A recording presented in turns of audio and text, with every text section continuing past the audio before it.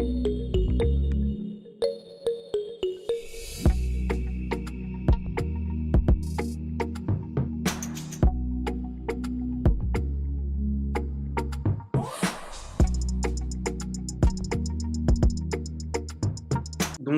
à tous. Bonsoir à tous. Bon, désolé pour ce petit bug, mais bon, je pense qu'on va réussir à s'en sortir. On va commencer tout de suite la présentation. Donc, moi, je suis le docteur Paul-Émile Labeyrie. Bonsoir, je suis Benoît Madère, radiologue vasculaire.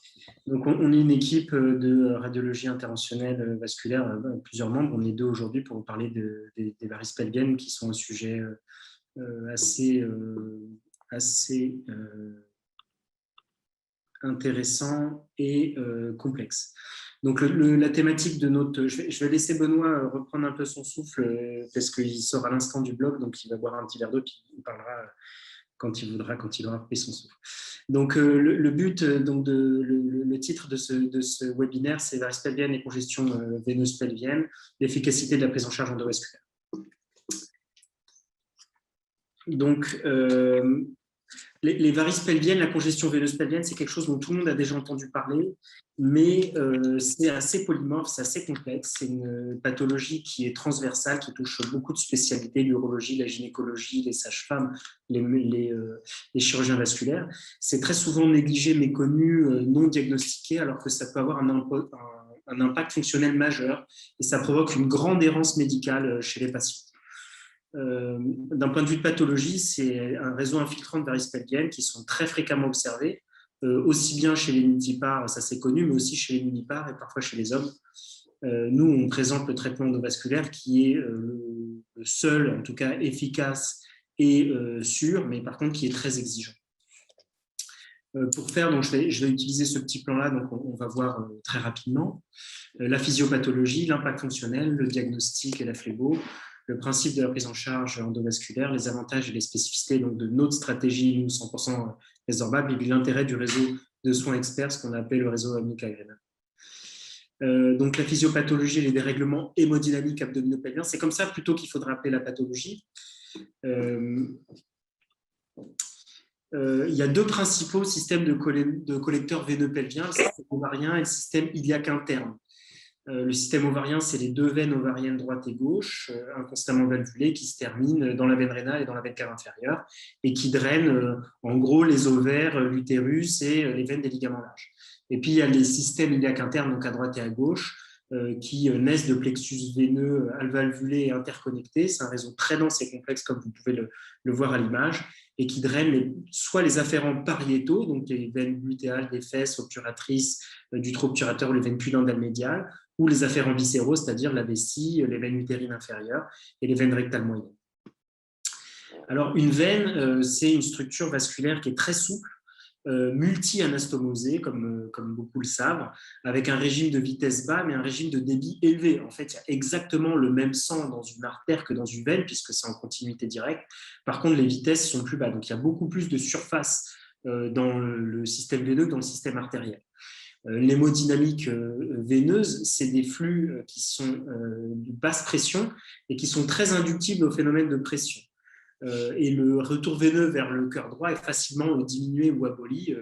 Parfois, il suffit de mouvement respiratoire, mais ça peut être lié à autre chose. Donc, un exemple que tout le monde connaît, pour diminuer le retour veineux d'une manière mécanique, on met un garrot sur le bras, ça diminue le retour veineux des veines qui se mettent à grossir, à devenir plus dures pour augmenter la pression, et c'est ce qui nous permet de faire des ponctions. Alors, en ce qui concerne la pathologie veineuse pelvienne, ça peut être la grossesse, mais ce n'est pas que, ça peut être aussi des compressions, des anomalies anatomiques qui gênent au retour veineux.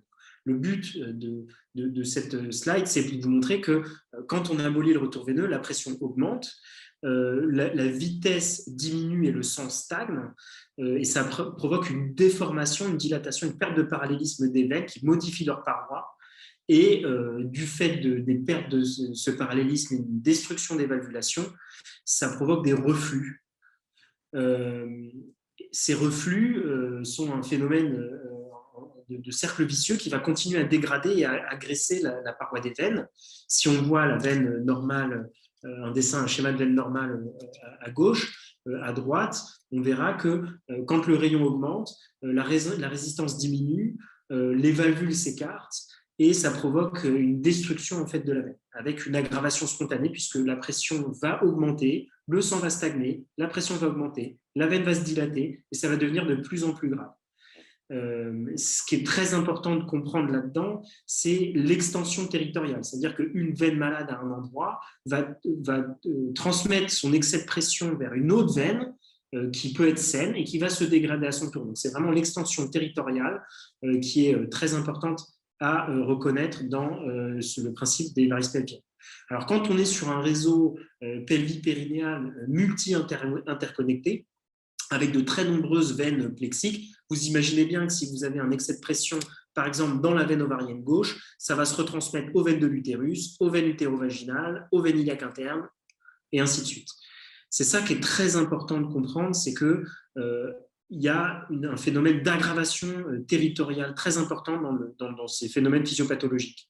Et si au départ, on part d'un primum movens qui est un reflux réno-ovarique gauche assez classique, celui-ci peut s'étendre contralatéralement via les veines arc-utérines et provoquer des varicosités latéro-utérines droites. Il peut s'étendre via les anastomoses utéropudendales vers le vagin et également vers les grandes lèvres et vers la racine des organes génitaux. Et puis ensuite, il s'étend naturellement, une fois que le sang est trappé à l'intérieur du bassin, vers les points de communication saphéno-pelviens, vers les veines des jambes, vers les veines superficielles, voire vers les veines profondes des jambes.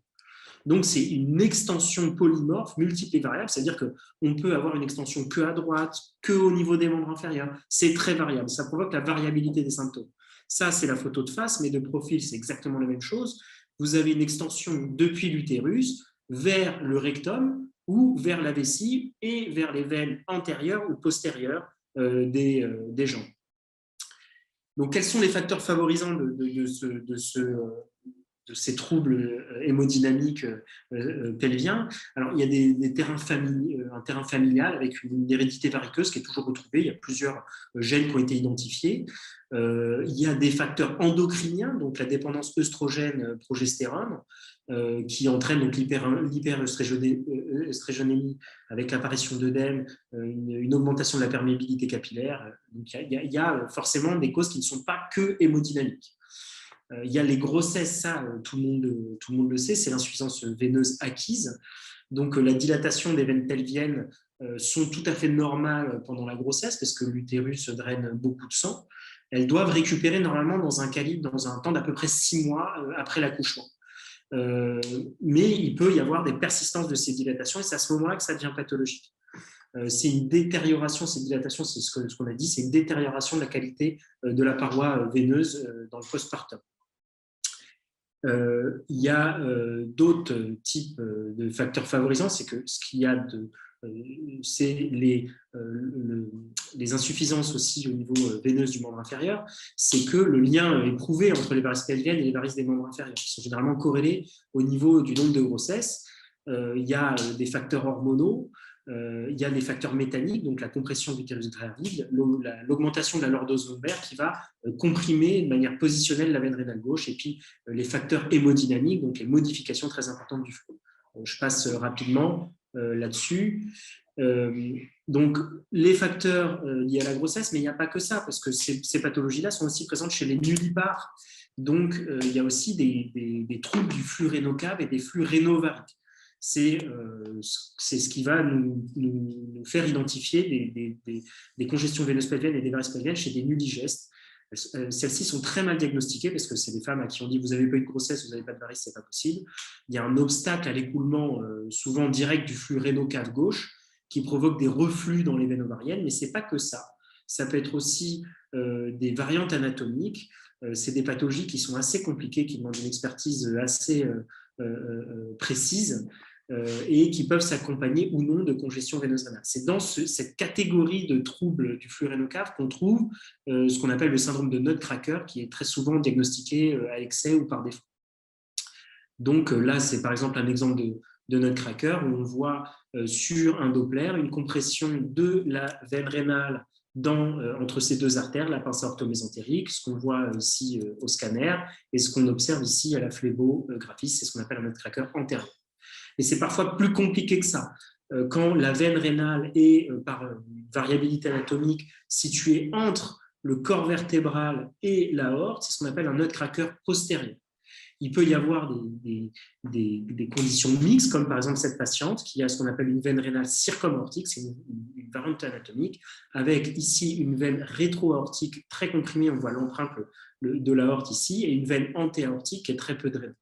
Donc, ces anomalies-là sont évidemment impliquées dans les troubles hémodynamiques abdominopelviens. Ça n'est pas nécessairement des nutcrackers. Les nutcrackers, c'est une mauvaise appellation. La même chose se produit au niveau iliocave. Donc, c'est pareil, c'est chez les nulligestes. Il y a un retentissement qui est souvent assez marqué au niveau des membres inférieurs et c'est un obstacle à l'écoulement du flux iliocave ou du flux iliaque.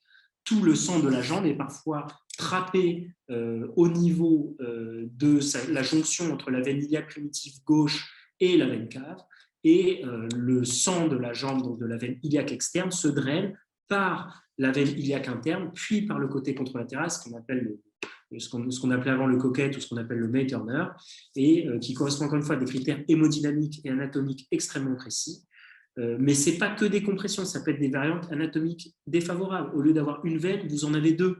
Elles sont plus petites, l'écoulement n'est pas pareil et ça provoque des stagnations. Ça, c'est un exemple de May-Turner où on voit que quand on injecte dans la veine fémorale commune, le sang, au lieu de monter directement au niveau cave, il passe par les plexus présacrés pour ressortir de l'autre côté par le membre contralatéral. Donc ça, évidemment, ça provoque des varices stagnées.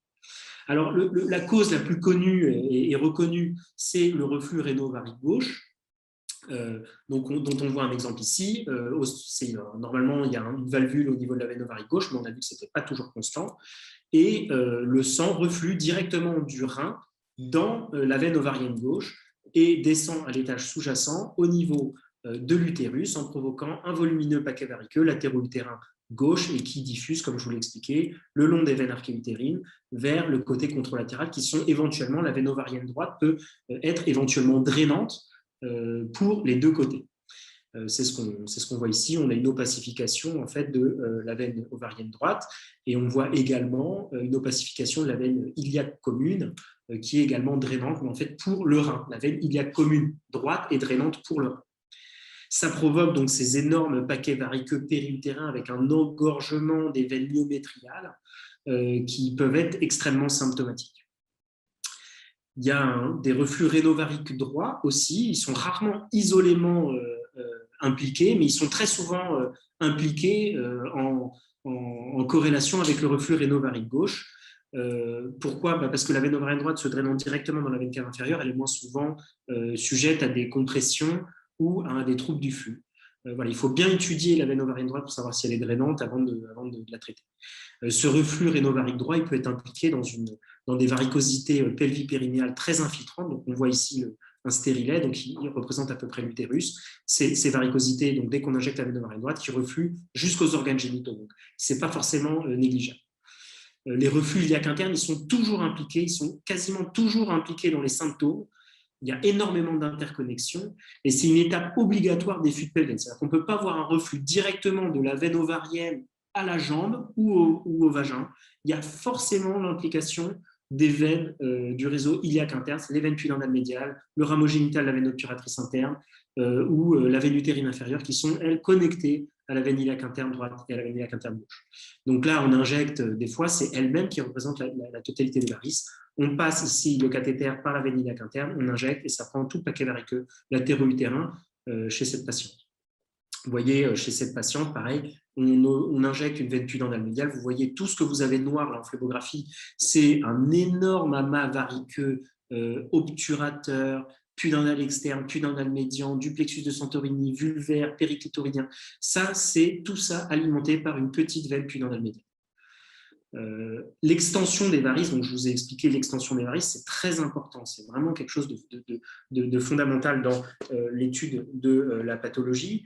Ça permet de comprendre pourquoi est-ce qu'on va du haut vers le bas. Ici, entre cette image et cette image, il se passe juste quelques secondes où on voit que quand on injecte la veine ovarienne gauche, il y a une extension ovariste qui descend via l'anastomose utéro-pilantale et qui engorge la totalité de la vulve chez cette patiente et la racine interne des deux cuisses. Ça peut amener à des paquets variqueux là, sur un caste d'embolisation que vous voyez à gauche qui est très important. Et encore, ce n'est pas notre corps. Ça, c'est des patientes qui ont été embolisées. Voilà. Quand on le voit ici à la face postérieure, c'est un scanner. Tout ce que vous voyez en gris clair, c'est de l'agent contraste qui met en évidence un paquet variqueux très important. Alors, au niveau vulvaire, et là, je m'adresse surtout aux sages-femmes, aux gynécologues, aux urologues, tous ces gens qui examinent au niveau vulvaire, parce que c'est souvent vers vous qu'elles vont se plaindre.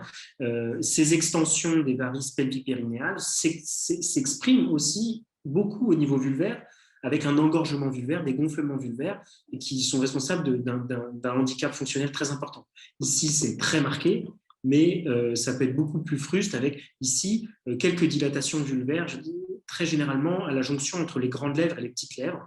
Ça, c'est des patientes qui ont indiscutablement des varices vulvaires, des varices latéro-utérines, des varices génitales. On ne peut pas voir ça de manière isolée, sauf cas très rare, mais il y a forcément quelque chose qui se passe en haut. Également au niveau postérieur, donc ça ici, alors je ne sais pas ceux qui connaissent un peu, je ne sais pas s'il y a des viscéraux, des proctologues ici dans l'assemblée, mais ça c'est une hémorroïde en fait, qui est injectée par la veine rectale moyenne et qu'on voit, c'est exactement une hémorroïde interne qui est injectée. Là c'est pareil, on voit une communication directe, cette pauvre dame, elle a un réseau variqueux vulvaire très important, hyper handicapant, avec cette espèce de grosse veine qui fait saillie à l'intérieur de la vulve et à l'entrée du vagin, qui provoque un handicap fonctionnel majeur, elle ne peut pas avoir de rapport, cette patiente, c'est extrêmement douloureux.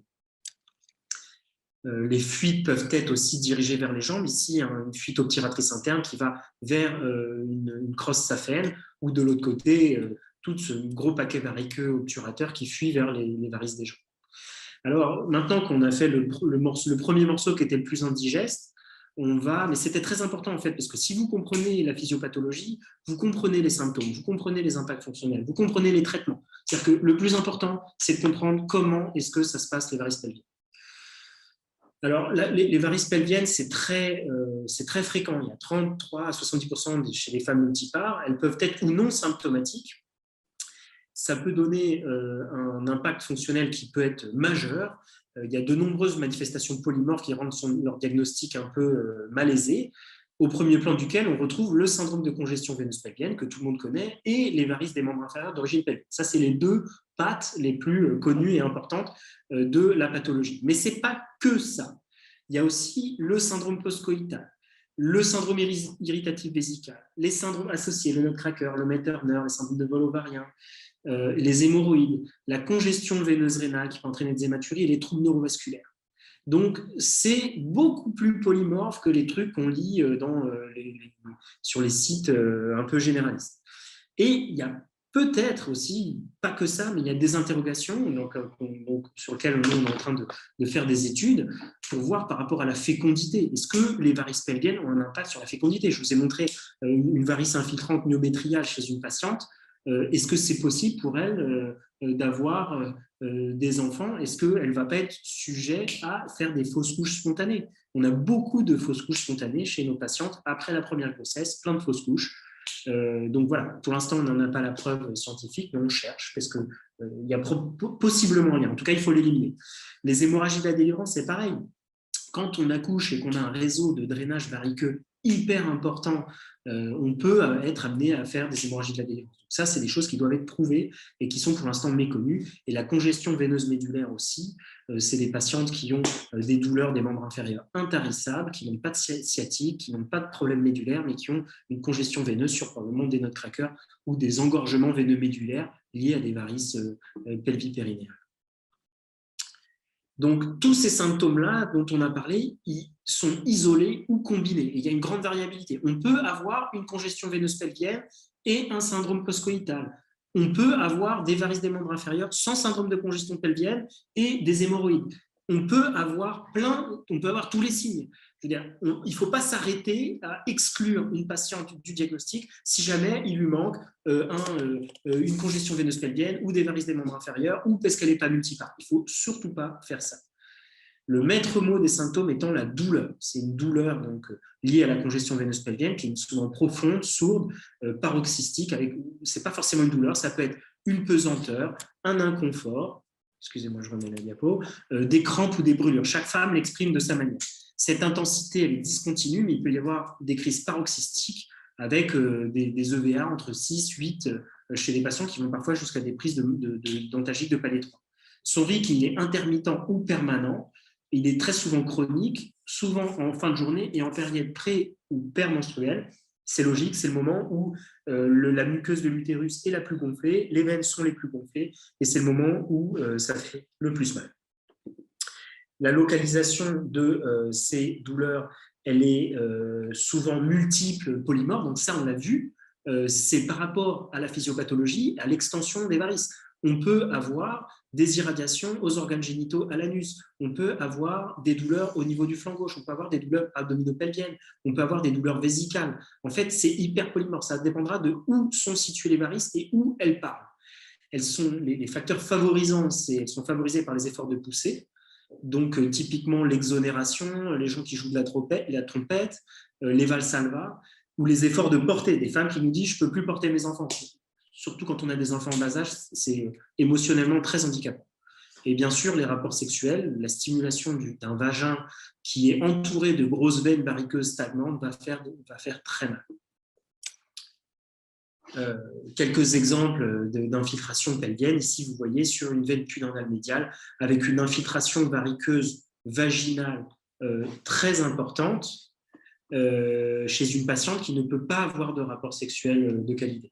Ici, un exemple un petit peu plus frustre, mais qui est tout de même très significatif. Alors, l'autre pilier connu, alors là, on s'adresse beaucoup aux chirurgiens vasculaires qui les voient, qui en voient beaucoup, aux angiologues qui sont parmi nous, c'est les varices des membres inférieurs d'origine pelvienne. Il y a une relation fonctionnelle évidente entre le réseau pelvien et le réseau veineux des membres inférieurs. Il y a des anastomoses en fait entre les veines des jambes et les veines du pelvis, mais qui normalement circulent vers le pelvis. Elles sont considérées comme des points de fuite quand elles circulent en sens inverse, c'est ce qu'on appelle des reflux, et donc elles déchargent du sang veineux du bassin vers les jambes. Et elles ont un retentissement fonctionnel très important sur les veines des membres inférieurs. Voici quelques exemples de fuites. On ne peut pas concevoir que quand on a des fuites pelviennes, donc là, c'est que des veines génitales ou des veines pelviennes qui ont été injectées. On ne peut pas concevoir qu'on n'a pas de retentissement sur la vascularisation des membres inférieurs quand on a des fuites massives aussi importantes. Tout ce que vous voyez en noir là, c'est des veines malades. Ce n'est pas des veines normales et qui refluent. On injecte le bassin, ça va dans les jambes. C'est de la maladie. Ici, une image que je vous ai déjà montée, il y a une communication directe entre une varice vulvo-génitale et la varice de la cuisse. Il y a une communication directe en fait entre ces varices pelviennes et les varices des jambes. Alors, quand est-ce qu'on peut les suspecter, ces varices d'origine pelvienne?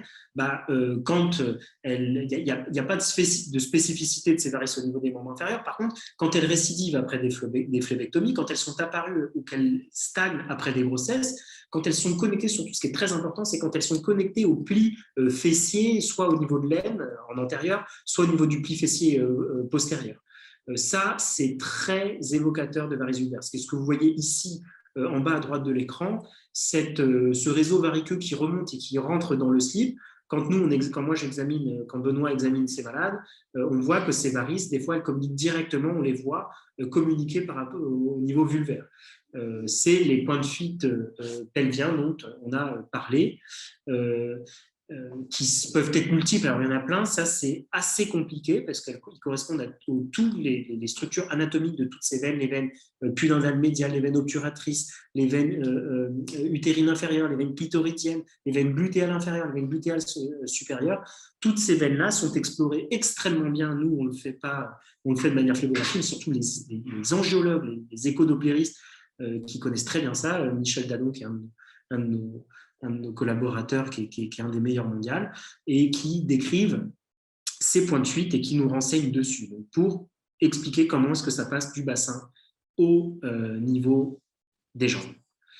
Alors, les signes fonctionnels associés sont hyper importants entre la pesanteur pelvienne et les varices des jambes. Parce que la pesanteur pelvienne, après tout, ça peut être supportable.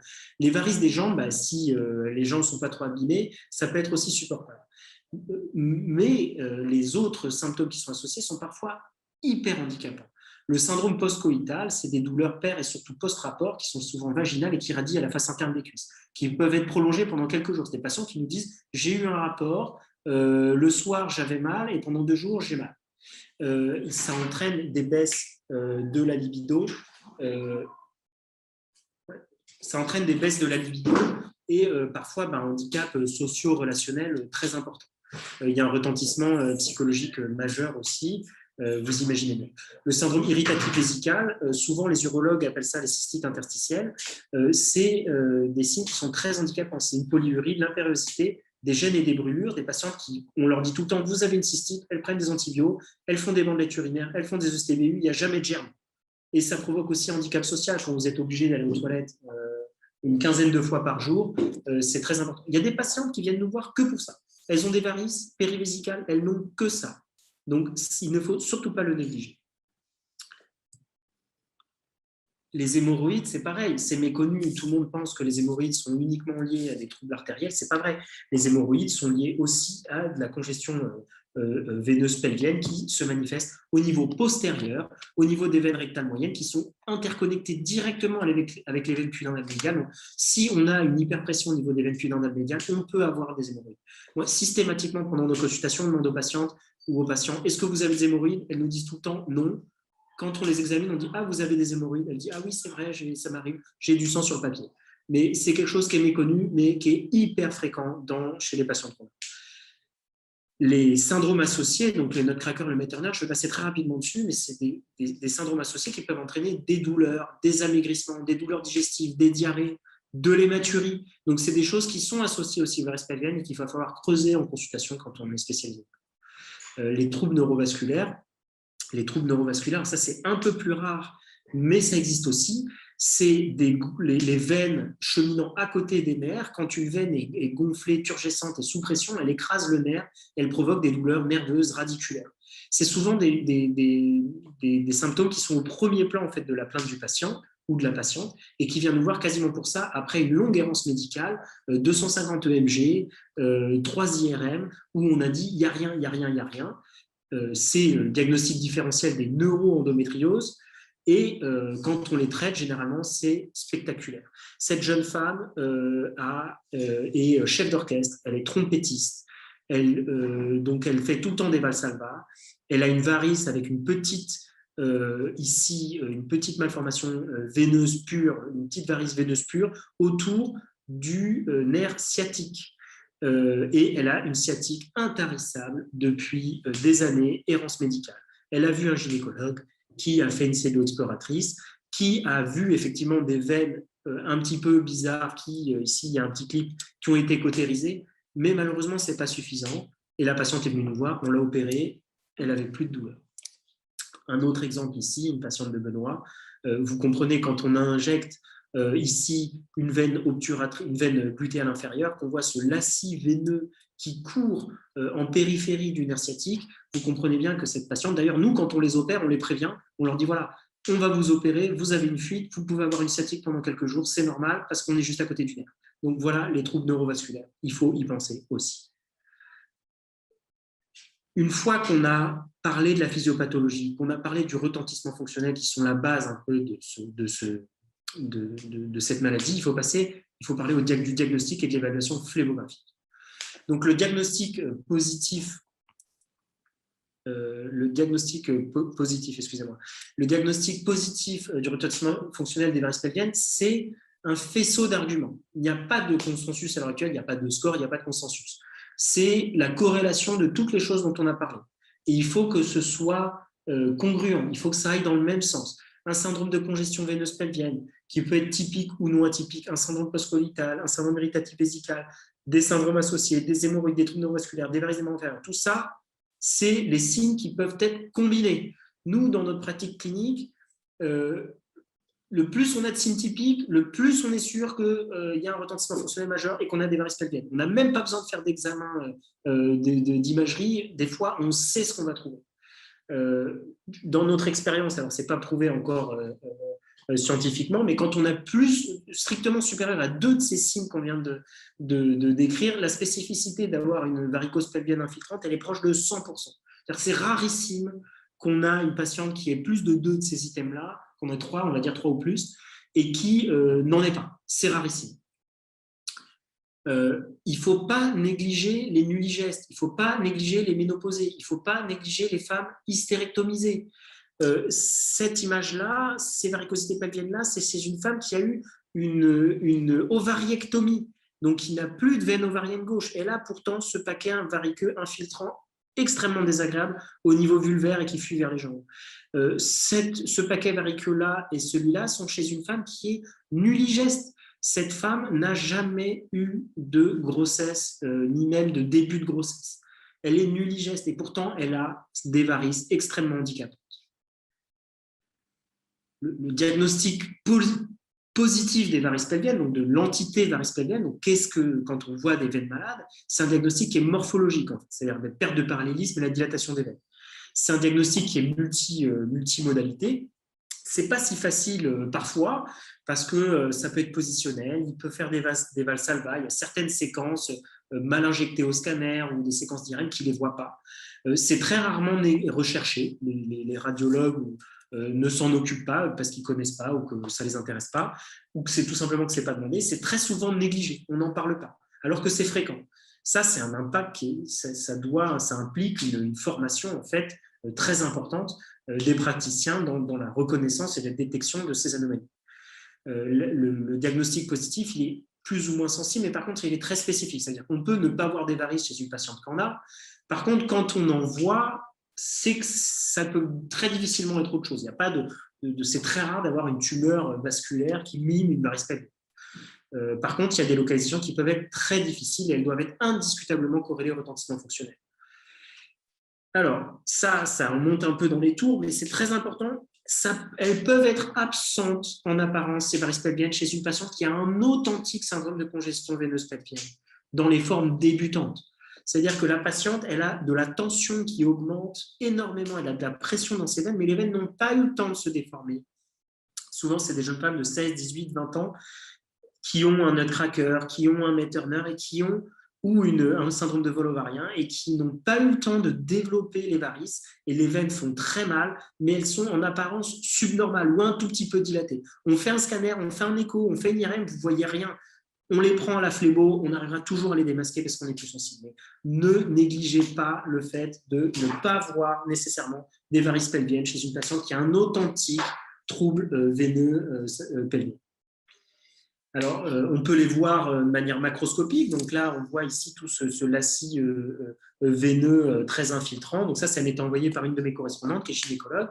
Il y a plein de gynécologues qui font des cellio-exploratrices pour des douleurs, pour de l'endométriose, qui ne trouvent pas d'endométriose, mais qui ne disent pas qu'il y a des varices pelviennes ou qui ne s'y intéressent pas, alors que c'est hyper important de le noter. J'ai vu une patiente tout à l'heure en consultation qui m'a dit « En 2008, j'ai fait une cellio-exploratrice parce que j'avais mal, je n'avais pas d'endométriose, on m'a dit que j'avais des varices pelviennes, mais on m'a dit que c'était normal, qu'il ne fallait rien faire. » Ça fait 13 ans qu'elle souffre jusqu'à ce qu'elle arrive à moi ou à Benoît pour résoudre son problème. Là, la traduction morphologique qui est ici, c'est la même patiente, hein, donc on voit ici macroscopiquement et on voit ici le retentissement ici. Alors, le scanner, ça marche bien, mais quand c'est bien fait. Quand c'est bien fait par quelqu'un qui sait faire, il faut bien injecter, il faut bien chercher, il faut faire des valsalva, il faut descendre jusqu'à mi-cuisse pour voir les varices vulvaires. Donc, et puis surtout, il faut être capable de les détecter, de les noter sur le compte-rendu. Si vous venez pour une douleur abdominale, on ne vous dira pas nécessairement que vous avez des varices pelviennes. Donc ça, les radiologues doivent détecter et voir un petit peu toutes ces choses-là. Le Doppler, ça marche très bien, mais encore une fois, ce n'est pas si facile parce qu'il y a peu de doppléristes qui savent bien analyser, bien rechercher ou que ça n'intéresse pas.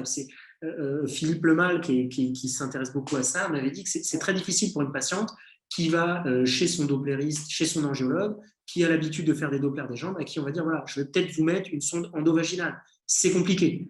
C'est difficile. Quand il faut passer 10 minutes avec du gel sur la vulve pour mettre en évidence des points de fuite, c'est pas facile. Donc, tous les doppléristes, tous les angiologues ne le font pas nécessairement, on les comprend, mais ça marche très bien. Entre de bonnes mains, ça marche très bien. Nous, on a la chance de travailler avec les meilleurs de France. C'est génial. Ce qu'ils nous racontent, ce qu'ils nous apprennent, c'est génial. L'IRM, donc ça, l'IRM, alors ça, c'est magnifique, hein, ça, c'est une super IRM, on voit tout le réseau infiltré, on n'a pas toujours ça. Ça, c'est un truc qui est fait, ça prend 20 minutes, c'est fait dans un CHU, rien que cette séquence-là. Nous, de manière globale, dans la médecine de ville, on n'a pas toujours ces images-là. On a des trucs un petit peu plus frustes, où on voit grosso modo l'utérus, une espèce de boule là, on ne sait pas trop ce que c'est, on ne sait pas si c'est les trompes, on ne sait pas si c'est les trucs. Nous, ça nous parle, mais le radiologue pour qui on dit endométriose, ça ne lui parlera pas forcément. Alors, la phlébo-pelvienne. La phlébo-pelvienne, ce n'est pas un examen de diagnostic. La phlébo-pelvienne, déjà, c'est bien sûr le gold standard. Ça doit être pratiqué par un opérateur formé et entraîné. Ça prend 45 minutes, toutes les veines doivent être testées. Ça n'est pas qu'un examen diagnostique, c'est le premier tran de l'expertise endovasculaire. C'est indissociable du traitement endovasculaire. C'est la première fois que nous, Benoît, moi, qui sommes spécialisés, on va évaluer le réseau de drainage veineux des patients. C'est absolument sans danger. Il n'y a aucune complication possible ou imaginable. Enfin, si c'est fait par des gens qui savent faire, moi, je n'ai jamais eu de problème, toi non plus. Je ne sais pas ce qui peut se passer, sauf si fait par des gens qui ne savent pas le faire. C'est très rapide, donc 30-45 minutes. C'est exhaustif et complet. On voit toutes les veines. On peut faire des doubles abords. On voit à droite, on voit à gauche. Il y a une notion dynamique, donc on voit le contraste, donc le sang s'écouler. Et à ce moment-là, on sait exactement dans quel sens ça circule. Et ça, c'est hyper intéressant pour comprendre l'hémodynamique, qui est la base. La première partie, ce que je vous expliquais, c'est la base, c'est l'hémodynamique. La sensibilité, elle est proche de 100%. Voilà, une varice, c'est une varice. Ça ne peut rien être d'autre. Et la spécificité, c'est pareil. Quand on voit des paquets variqueux au niveau périrectaux ou périvaginaux et que chez une patiente qui a un syndrome post-coïtal ou qui a des hémorroïdes invalidantes, on sait que c'est ça. Voilà, on ne se pose pas de questions. Et c'est très supérieur pour les petits territoires à la totalité des autres examens. Voilà. Donc, les deux meilleurs examens, je pense que c'est un Doppler entre de bonnes mains et la phlébo. Sachant que ça se complète, le Doppler ne va pas très bien dans le bassin, mais il fait très très bien en superficiel, des toutes petites veines sous-cutanées, périvulvaires de la racine de la cuisse. Et la phlébo-pelvienne va un peu moins bien dans ces petites veines-là qui sont souvent très fines, mais le voit bien avec la phlébo. On ne fait quasiment jamais de phlébographie pour rechercher des varices pelviennes, sauf des cas rares ou des contrôles. En fait, on ne fait la phlébo que quand on est sûr d'en trouver, quand on a vu la patiente en consulte et qu'on est sûr qu'on va en trouver pour les décrire, les évaluer. Puis nous, on fait ça, on combine ça généralement en 2 temps, c'est-à-dire dans la même intervention, on fait la phlébo et après, boum, on va emboliser tout ce qui est responsable des symptômes de la patiente. Donc, la phlébo 2.0, comme on la pratique nous ici chez Uniteva, ce n'est pas que des images 2D avec soustraction, même si ici on voit qu'elles sont très jolies. On peut aussi faire des phlébos, j'espère que vous voyez tous la vidéo, des phlébos angio-rotationnels 3D, où on voit ici l'écoulement direct du flux, c'est magnifique, chez ces troubles hémodynamiques hautement complexes de cette patiente qui a un nutcracker mixte antérieur et postérieur sur une veine circumaortique. Donc là, on est exactement capable de savoir où va passer le sang, quel est le vaisseau qu'il faut qu'on stent ou qu'on angioplaste pour pouvoir sauver ce rein. Ça nous permet aussi après de faire des reconstructions 3D, donc toujours avec la même. Ça, quand on sait faire, c'est très simple, on l'utilise assez fréquemment. On fait des reconstructions tridimensionnelles. C'est comme un scanner qu'on a sur notre table hybride et qui nous permet de calculer la taille d'un stent, de voir exactement le calibre, de mettre en évidence, ici, tout le monde l'a vu bien sûr, sur cette veine antéro-aortique, ici une sténose, ici là vous voyez la main, qui est un obstacle à l'écoulement du flux. Et ce patient-là qui a été staffé avec notre camarade Laurent Chiche à la Pitié-Salpêtrière, on a identifié la cible d'un traitement endovasculaire, d'une angioplastie, c'est ça qu'il faut faire. Alors, de temps en temps, c'est tout petit. on voit cette toute petite fuite obturatrice interne dans son rameau externe qui alimente ce paquet variqueux vers la racine de la cuisse et qui alimente des varices vulvaires. Alors, une fois qu'on a fait le diagnostic, une fois qu'on a fait la phlébo, comment on traite? Alors, là, tous ces troubles pelviens, c'est une pathologie qui est complète, mais qui est largement sous-estimée. On l'a vu. C'est très variable, aussi bien sur les symptômes que les signes associés. Il y a une grande méfiance des correspondants et on les comprend parce qu'il y a beaucoup de radiologues qui ne savent pas opérer ou de radiologues interventionnels qui ne savent pas opérer, qui font n'importe quoi ou alors qui ne traitent pas bien. Ils ont vu une patiente qui s'est fait emboliser, qui est revenue, qui avait toujours aussi mal. C'est normal qu'ils soient méfiants, les correspondants. On ne leur a pas bien expliqué qu'est-ce que c'était, pourquoi c'était quelque chose qu'il fallait traiter. Il y a une méfiance des patients aussi, il y a de l'errance. Il y a des patientes qui ont vu un kiné, un ostéo, un gynéco, un uro, un médecin de la douleur, un magnétiseur et qui vont nous dire chacun a son avis différent. Donc elles vont se dire attendez, je ne sais pas trop c'est quoi votre truc. Il y a 3 personnes qui m'ont dit que les varices pelviennes c'était normal et que ça n'avait rien à voir avec ce que j'avais, ce qui est parfois faux. Il n'y a pas de chirurgie externe des varices pelviennes et les réseaux experts sont très rares. À notre connaissance, il n'y en a pas beaucoup d'autres que nous ici en France. Et il y a la pluralité des intervenants, comme je viens de dire, qui est parfois contre-productive. Des fois, il y a un urologue qui va dire c'est une cystite interstitielle, c'est pas des varices pelviennes. Ou un neurologue qui va dire c'est un syndrome d'Alcock, c'est pas des varices pelviennes. Donc, il faut parfois mettre tout le monde d'accord, correspondre, et on en reparlera plus tard. Donc, est-ce qu'il faut traiter en fait ces varices pelviennes? Est-ce qu'il faut les traiter? Oui, il faut les traiter. Les bonnes, parce que c'est irréversible les varices, on l'a vu. Il y a une aggravation progressive avec le temps. Quand ça contamine les veines des membres inférieurs, il y a le risque d'insuffisance veineuse des membres inférieurs, le risque de thrombose veineuse profonde, le risque d'embolie pulmonaire, tout le monde sait que c'est grave. Il y a un retentissement fonctionnel qui est parfois majeur, qui est très handicapant, qui empêche de vivre les gens. Il y a l'impératif du traitement avant une phlévectomie. S'il y a des chirurgiens vasculaires qui sont parmi nous, ils savent qu'avant, on faisait des phlévectomies et puis au bout de 2 ans, ça revenait. Et puis, on les refaisait et elles revenaient. Moi, j'ai des patientes qui ont eu 6 phlévectomies. Donc, maintenant, ils savent que s'ils veulent traiter définitivement les jambes, il faut qu'on empêche les fuites au niveau du bassin. Et puis, les décompensations en cas de grossesse. Il y a des patientes qui ont des troubles, qui vont décompenser avant la grossesse. Et ces troubles-là sont responsables. Il faut traiter avant les grossesses. C'est très important. Et surtout, traiter les symptômes qui sont polymorphes. Ça marche, oui, ça marche. 83% de guérison ou d'amélioration significative. C'est 83% de patientes qui sont guéries. Nous, ce que je disais, c'est qu'on a quasiment 100% de patientes qui ont une amélioration. Ça n'est pas toujours et malheureusement 100% parce qu'il y a des varices qui sont trop difficiles à avoir, il y a des nerfs qui ont été trop abîmés qu'on n'arrive jamais à récupérer, mais on a toujours une amélioration.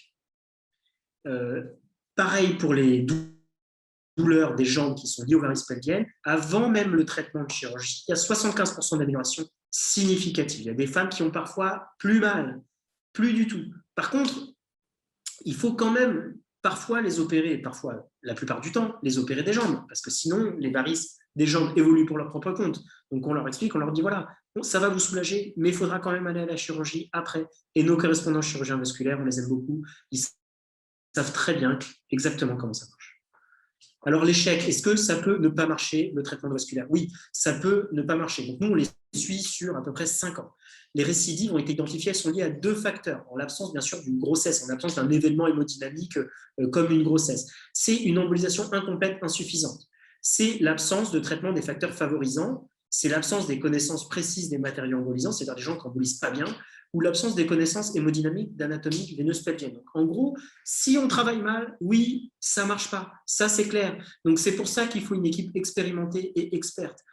Si on traite une varice pelvienne, une varice latéro-utérine, qu'on a négligé un syndrome de vol ovarien au-dessus, ça ne guérira jamais. Si on traite des varices pelviennes, qu'il y a un syndrome de May-Turner qu'on n'a pas traité, ça ne guérira jamais. Si on oublie un territoire parce qu'on n'a pas l'habitude, qu'on se dit moi je traite que la veine ovarienne gauche et qu'on ne traite pas les veines génitales, les veines pudendales médiales, ça ne marchera jamais. Donc si c'est fait par des experts, ça marche. Si ça récidive, c'est que ce n'est pas fait par des experts. Après, nous aussi, des fois, on se plante, on peut oublier les veines, mais la plupart du temps, ça marche. Alors, quelles sont les bases un peu de traitement? C'est un traitement qui est que endovasculaire. Il y a beaucoup de techniques et de matériel qui peuvent être embolisés. Toutes les veines pathologiques doivent être traitées, car les varices, une fois qu'elles existent, elles évoluent pour leur propre compte. Les territoires drainants normaux doivent être respectés. L'embolisation, comment ça marche? Elle arrête le flux, elle détruit les veines pathologiques. Alors, vous avez ici les varices, on met un microcathéter à l'intérieur, on libère un agent embolisant, on vous dira pourquoi, mais le mieux, c'est quand même de la colle. On enlève le microcathéter, la varice va se résorber, elle va shrinker en même temps que la colle et devenir un espèce de ligament fibreux dans lequel il n'y a plus de sang. Il n'y a plus de sang, il n'y a plus de pression, il n'y a plus de pression, il n'y a plus de douleur. C'est comme ça que ça marche. Donc, des fois, quand il faut y aller, il faut y aller. Tout ce que vous voyez en gris clair, c'est de la colle. Tout ce que vous voyez en noir foncé, c'est de la colle. Ben oui, il faut y aller, il faut détruire toutes les varices, c'est important. Si on laisse un paquet variqueux, la patiente, elle aura toujours mal. Alors, elle aura peut-être plus son syndrome postcoïtal si on a traité tout au niveau du vagin, mais elle aura peut-être encore des douleurs périmenstruelles. Des fois, c'est tout petit, comme ici, cette toute petite fuite. Voilà, juste quelques petits points de colle, on bouche la fuite vers la jambe, le chirurgien l'opère, elle est guérie. Alors, nous, on défend ici une stratégie, qui est la stratégie 100% biorésorbable. Je passe rapidement sur le choix du matériel, mais il y a plusieurs choix d'agents embolisants. Il y a les agents sclérosants. Ça marche très, très bien pour les petites veines, les veines que nos amis angiologues sclérosent. Ça marche très bien. Mais chez nous, c'est à proscrire parce que les veines sont trop grosses et les flux sont beaucoup plus rapides. Et il peut y avoir des risques de dissémination systémique, c'est-à-dire de la mousse qui part dans les veines. Et si des patients qui ont des FOP, ça peut aller jusque dans les artères du cerveau. C'est peu efficace sur des veines qui font 20 mm. Vous imaginez bien, de la mousse, c'est peu efficace sur les veines qui font 20 mm. Et même quand on utilise les toxysclérols, par exemple, purs, ça ne marche pas très bien. Les coils, c'est utilisé, mais c'est beaucoup moins adapté à la pathologie veineuse. Un coil, c'est bien dans une artère, parce qu'on peut faire un packing dense, mettre beaucoup de coils, mais chez une veine, la paroi est souple, elle est très hautement inductive, donc ça ne marche pas très bien. Ça nécessite beaucoup de coils, une colonne importante de coils, et il n'y a pas d'accès distal aux toutes petites varices qui sont parfois les plus parlantes, en fait. Des petites varices périclitoïdiennes, clitoridiennes ou périvulvaires, avec des coils, vous n'allez pas les mettre sous la peau ou dans les veines des varices. Et puis il y a une recanalisation et ça reste à vie en fait. Les gens ont du métal à vie. Alors quand c'est une patiente de 50 ans, bon, c'est pas très grave parce que c'est des métaux inertes, mais quand c'est une patiente de 18 ans, c'est un peu plus compliqué. Et puis il y a la persistance d'un effet de masse, comme je vais vous le montrer ici. Donc ici, on a des points de fuite pudendo-médian et obturateur interne qui ont été bouchés avec des coils. C'est complètement reperméabilisé. Vous voyez le flux, on injecte, le flux qui passe à travers, c'est comme si rien n'avait été fait. Donc, nous, on ne fait pas de colle. Ça, c'est un reflux rénovarique gauche avec une énorme veine qui fait 12 mm. On aura beau mettre, et c'est pas mal fait, il y a eu tout ça de métal à l'intérieur de la veine de cette pauvre dame, ça n'a pas marché. La veine est encore perméable. On la voit quand on injecte. Ici, le truc noir que vous voyez, c'est la veine ovarienne qui est toujours perméable. Alors, elle est un peu moins grosse, je suis d'accord, mais elle va quand même alimenter des varices. Et les varices évoluant pour leur propre compte, elles vont toujours avoir du sang, elles vont toujours stagner, elles vont toujours faire mal.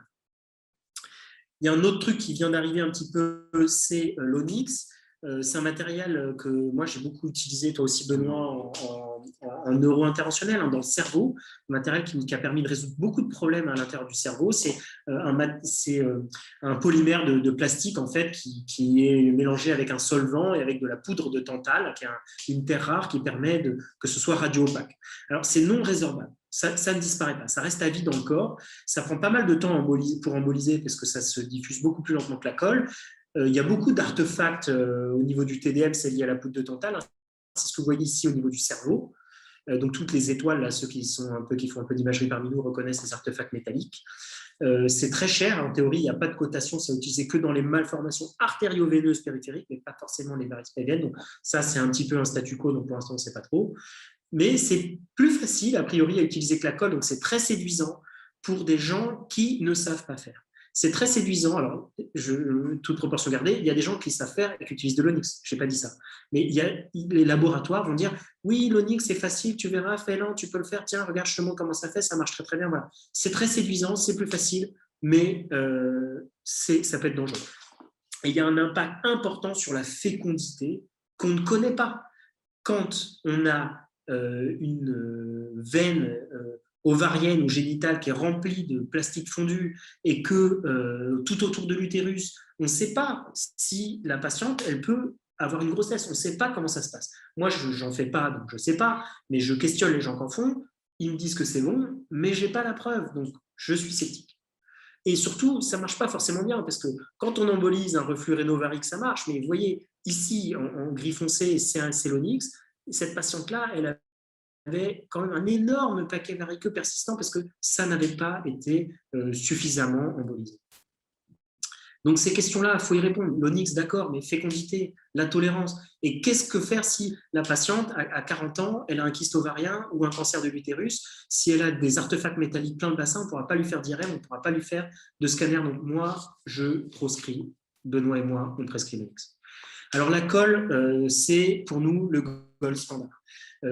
C'est émulsionné avec du dithiodol, c'est excellent dans les paquets, chez les varices pelviennes.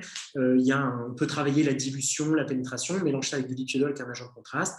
On a un recul scientifique qui est très important, on a plein de papiers qui montrent qu'il n'y a pas de gêne sur la fécondité. C'est bon marché. Les récidives sont exceptionnelles, c'est abrasif, donc ça détruit les veines, et c'est 100% de biorésorbable, ça disparaît en 6 mois. Mais par contre, ça nécessite une expertise, une longue période d'apprentissage qui fait que c'est un peu négligé par certains qui veulent aller vite. C'est la même patiente, ici septembre 2019, ici mai 2021, une grosse embolisation variqueuse latéro-utérine à la colle, donc 1 an et demi, 2 ans après, plus rien. Donc c'est 100% biorésorbable, les veines partent avec. Alors, une fois qu'on a dit tout ça, je prends quelques minutes pour finir, si vous voulez bien, sur l'intérêt du réseau de soins experts dans ces pathologies complexes. Ces pathologies sont complexes, négligées, mal informées, prises en charge par des gens qui ne savent pas faire. Voilà, c'est pas grave, on leur en veut pas, c'est pas cette question-là, mais c'est juste qu'il faut orienter les patientes vers les experts. Et le plus souvent, les patientes et leurs médecins et leurs soignants sont un peu en errance. Et ils essayent plein de spécialistes qui n'ont pas forcément, qui n'ont pas forcément percuté sur l'impact, et c'est très handicapant. Pour que la patiente puisse arriver à son traitement qui va la guérir, il faut que tout souffle dans le même sens. Il faut que la pathologie, que la physiopathologie, que les douleurs, le diagnostic positif et que le médecin oriente, il faut que tout ça arrive dans le même sens pour que la patiente, il faut que tous les vents soient dans le bon sens, que l'alignement des planètes soit résolu pour que la patiente arrive à son traitement qui va la guérir. Et ça, c'est pas souhaitable en fait. On ne peut pas dire qu'on va soigner des patientes comme ça, on ne peut pas dire qu'on va s'occuper d'eux correctement comme ça, en cherchant sur Internet, après 4 ans, 10 ans de tous les spécialistes. Ce n'est pas comme ça qu'on peut faire. Donc, nous, notre stratégie, c'est de proposer, comme c'est une pathologie polymorphe, complexe, transversale, souvent négligée avec ses impacts fonctionnels majeurs et ses errances médicales, c'est de proposer un réseau de soins experts avec de l'échange, avec du suivi, avec de la vérification, de la formation. C'est-à-dire que nous, on forme des gens, on discute avec on échange énormément avec nos correspondants, on fait des comptes rendus de 3 pages, on fait des flébos d'1 heure et demie, on s'adresse des patients et on a confiance en nous. Moi, mes correspondants doppléristes qui font du scanner, je leur compte rendu, je n'ai même pas besoin de regarder les images, je sais qu'ils ont raison et qu'ils travaillent bien. Donc l'idée, c'est de remettre la patiente au centre du réseau expert et que tout le monde puisse collaborer, échanger, sans qu'il y ait un lien de latéralité ou de verticalité, mais que ce soit plutôt quelque chose de circulaire. C'est ce qu'on propose dans notre réseau. Ce réseau-là, on l'a appelé Mika Greiner, qui est celle qui a inventé le traitement de ces maladies-là, qui nous a formés, Benoît et moi. qui n'opère plus aujourd'hui, mais qui travaille toujours avec nous. On lui a donné, avec bien sûr son accord, le nom, parce qu'elle a passé sa vie à opérer des femmes désespérées et à former des gens pour qu'on puisse les opérer correctement. Donc, on a 4 sites d'opération. On a une RCP pour tout ce qui est cas complexe, nutcracker, vol ovarien, avec le professeur Laurent Chiche à la Pitié-Salpêtrière, qui opère par voie célioscopique quand nous, on opère par voie endovasculaire. On a des référents géologues, le docteur Dadon, le docteur Lemal et d'autres. On a référent de TDM, le docteur Toledano à la clinique des Lilas. On a un centre antidouleur, le docteur Gréco à l'hôpital Necker. Nous, ce qu'on propose, voilà, c'est 100% de code biologique résorbable, une expertise qui est importante, des formations, des publications scientifiques, des partenaires dans toute la France et dans l'Europe francophone, parce qu'on nous envoie en fait des patients de toute la France et dans toute l'Europe francophone. À ma consultation tout à l'heure, j'avais 2 patients qui venaient de Corse. L'idée, c'est, comme vous le voyez sur ce petit tableau que vous connaissez peut-être de Matisse, qui s'appelle la danse, c'est qu'en fait, tout le monde est utile. Les angiologues, les sages-femmes, les gynécologues, les médecins vasculaires, les chirurgiens vasculaires, les radiologues vasculaires, les kinés, les infirmières, j'en ai probablement oublié, il ne faut pas qu'ils m'en veulent, les manip radio, les psychologues, tous ces gens-là doivent intégrer des réseaux, le nôtre ou d'autres, à partir du moment où il y en a, peu importe, pour mener à bien le traitement de ces patients. C'est très important. Je vous remercie beaucoup, on vous remercie beaucoup d'avoir été attentifs. J'espère qu'il n'y a pas eu trop de problèmes techniques. Benoît et moi, on est passionnés, on est hyper disponibles. Vous avez nos mails, vous nous contactez, il n'y a aucun problème.